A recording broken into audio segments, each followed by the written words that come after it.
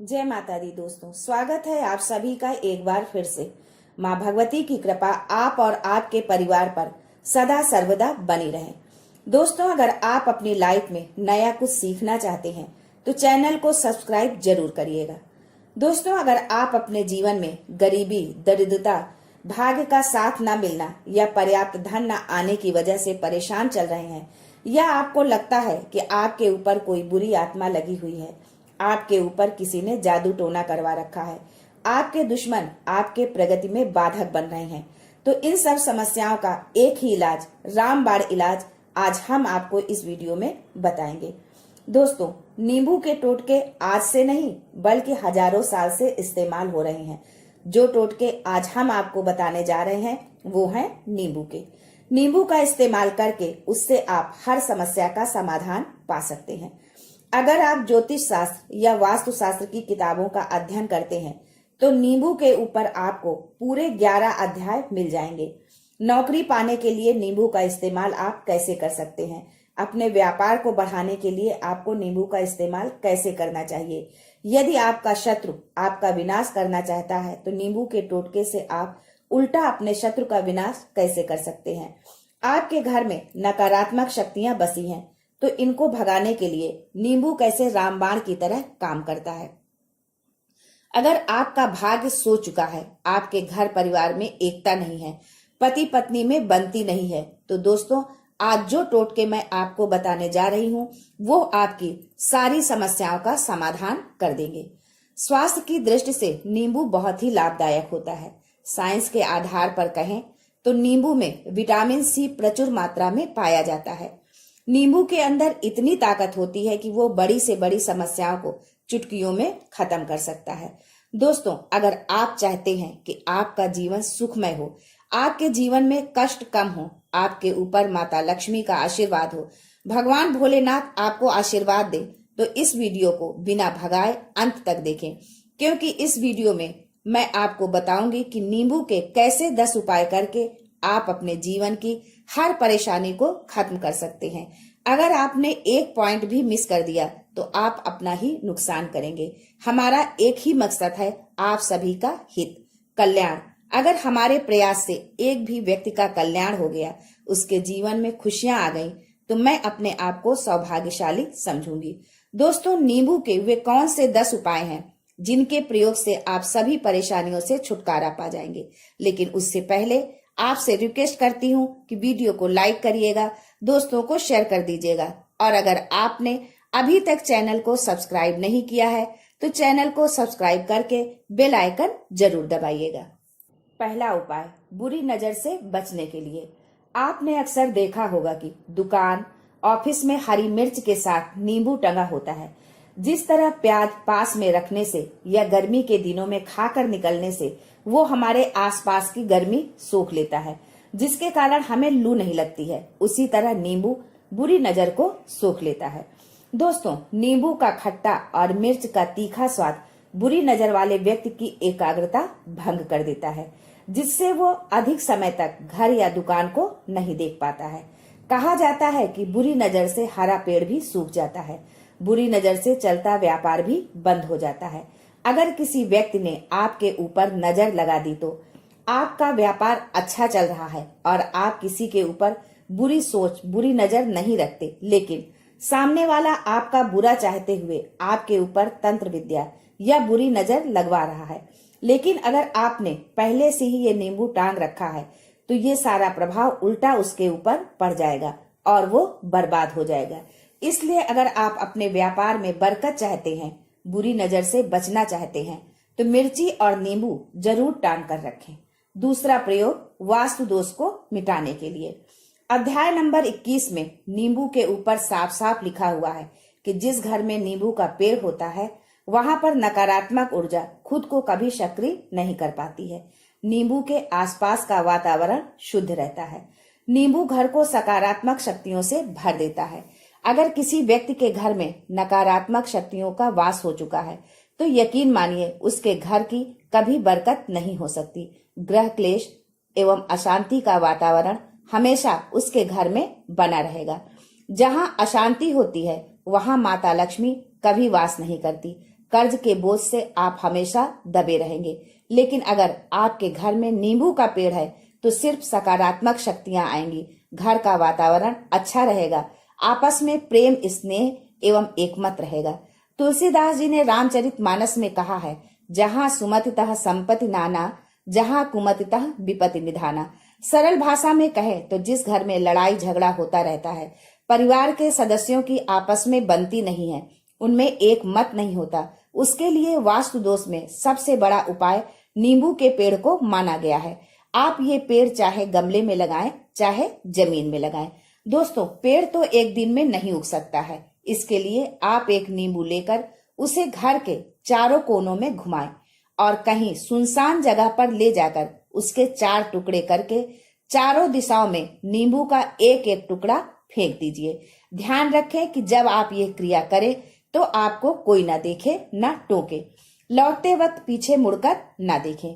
तीसरा प्रयोग है सफलता पाने के लिए। अगर आप नौकरी की तैयारी कर रहे हैं, नौकरी नहीं मिल रही है, या नौकरी कर रहे हैं तो प्रमोशन नहीं मिल रहा है, आप कर्ज में फंसे हुए हैं, तो मैं आपको जो उपाय बताने जा रही हूँ उसे ध्यान से सुनिएगा। दोस्तों, आपको बहुत परिश्रम करने के बाद भी उचित फल नहीं मिल पा रहा है।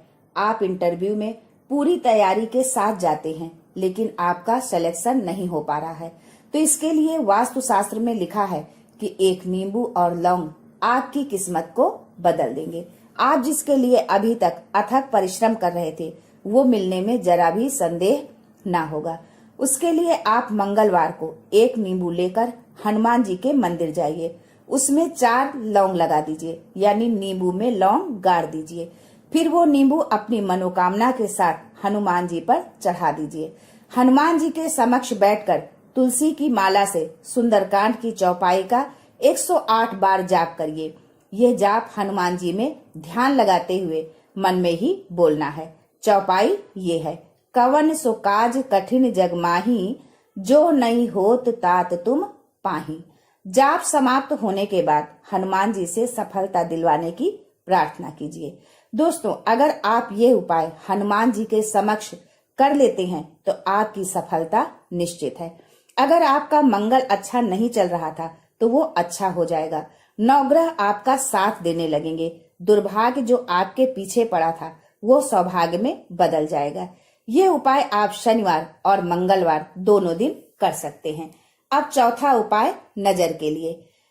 अगर आपके घर में कोई छोटा बच्चा है या कोई बुजुर्ग है या आप खुद हैं, नजर लग जाती है तो एक नींबू लेना है और उसे पीड़ित के ऊपर से 7 बार घुमाइए। फिर ऐसे चाकू को लेना है जिसका इस्तेमाल ना किया हो।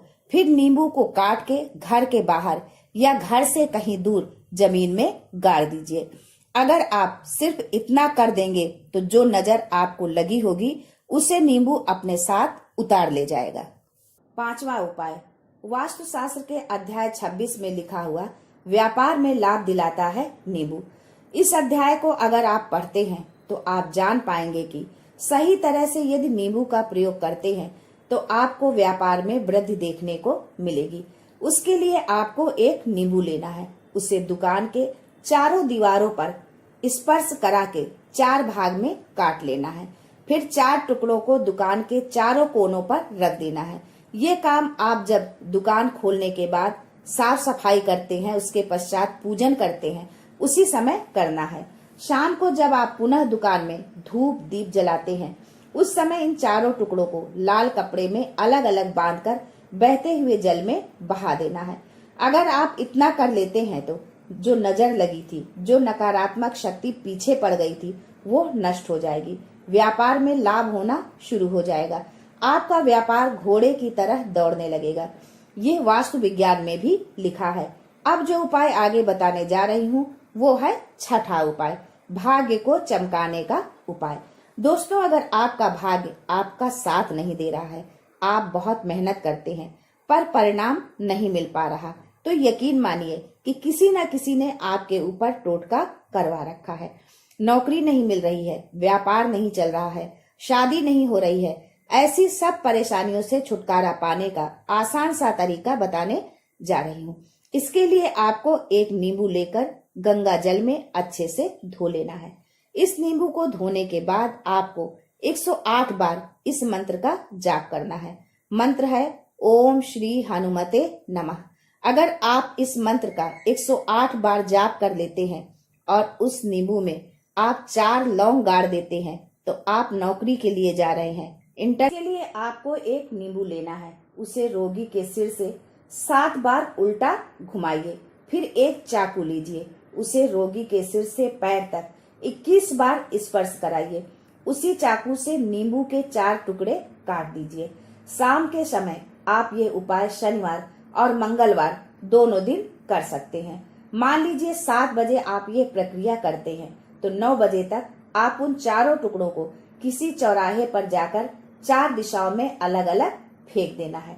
अगर आप इतना कर लेते हैं तो अगर उस रोगी के ऊपर कोई बुरी आत्मा का वास होगा, मान लीजिए किसी ने तंत्र मंत्र करा रखा होगा आपके बच्चे के ऊपर, आपके ऊपर, तो नकारात्मक शक्तियां अपना साया हटा लेंगी और वो व्यक्ति ठीक हो जाएगा। अब 8वां उपाय आपको बताती हूँ, संतान प्राप्ति का उपाय। दोस्तों, मातृत्व का सुख हर महिला चाहती है। बिना माँ बने उसका अस्तित्व अधूरा माना जाता है। समाज में उसे तिरस्कृत निगाहों से देखा जाता है। ये पीड़ा का अनुभव वही कर सकता है जिसमें ये पीड़ा सही हो। यदि कोई ऐसी महिला जो निसंतान है और वो इस वीडियो को देख रही है, जो डॉक्टर, वैद्य, मंदिर, भगवान सबके सामने जाकर थक गई है, तो एक बार इस उपाय को अवश्य आजमाएं। उत्तरा फाल्गुनी नक्षत्र, जिसे बहुत शुभ माना गया है निसंतान लोगों के लिए।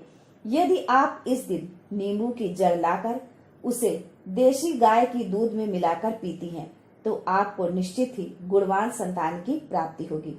लेकिन ये उपाय आप किसी विशेषज्ञ की सलाह लेकर ही करें, क्योंकि हर व्यक्ति की प्रकृति अलग अलग होती है, तासीर अलग होती है। 9वां है अकस्मात धन की प्राप्ति का उपाय।